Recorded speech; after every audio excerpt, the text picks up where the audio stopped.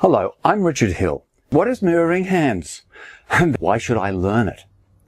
Well, in essence, it's both a practical therapeutic process and an approach to therapy that has emerged from the work of Milton Erickson and Ernest Rossi, and now me. Ernest and I have written a book together that is the basis for this workshop. Although mirroring hands has one foot in the history of therapeutic hypnosis, it's described by Rossi as hypnosis without the hypnosis.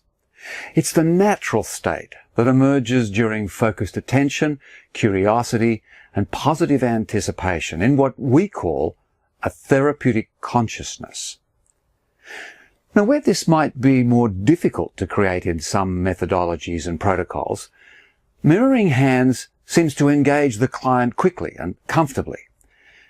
It's both a brief therapy and also has the ability to open other therapeutic doorways that are perfect for the client. And I say this because it's the client that generates the process in a co-creative engagement with the therapist. We use the hands as an external point of focus and reception to differentiate the problem and the resolutions, the difficulties and the strengths, the past and the present, the pain and the resilience, and whatever it is you're dealing with. This gives the client both the opportunity and the self-awareness to bring forward things that even the most empathetic inquiry from the therapist might not reveal. The client is encouraged and supported to work with their own natural problem-solving and mind-to-body healing capacities. Most of us are aware of the standard training where the therapist is asked to determine the basis of the client's troubles and then implement a suitable strategy.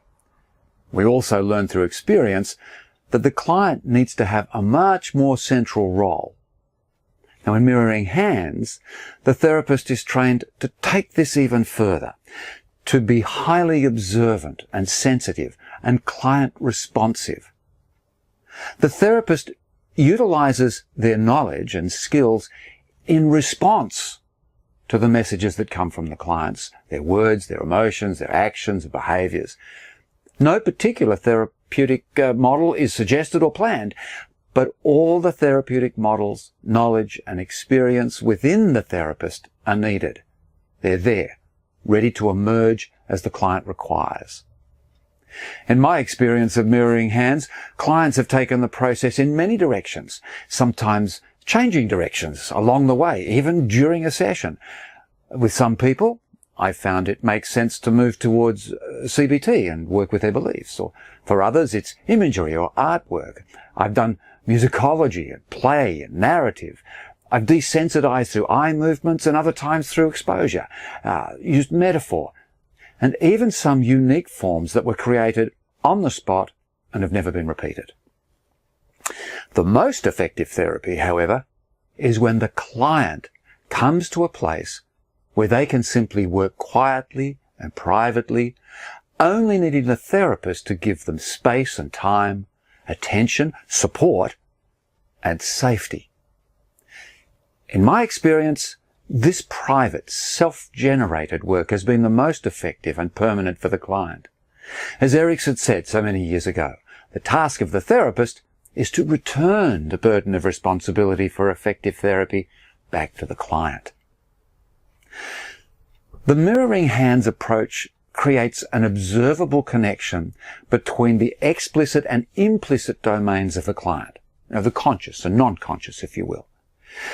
This connection is evident in ideodynamic responses, which is often seen and felt as seemingly involuntary movements of the hands, but it can also be spontaneous feelings or thoughts or behaviors. This is where the therapist does their best work, in sensitive observation and creative, client-inspired responses. In the workshop, we learn the process, but in the same context that a pianist learns scales and techniques and set pieces of music on their journey to be able to improvise.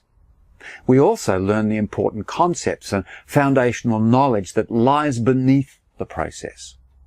We learn about how to think in complex systems, the natural cycles and rhythms that keep us healthy, and the unique language patterns of a client-responsive approach. Mirroring hands is an ongoing developing approach and practice from Ernest Rossi and myself. It's clearly from an Ericksonian history, but it's the sort of place where Ernie and I believe that Erickson methods might now be if Erickson was still with us. This is what I bring to the workshop and what I share with you. Please join me. It will be like no other workshop experience you've ever had.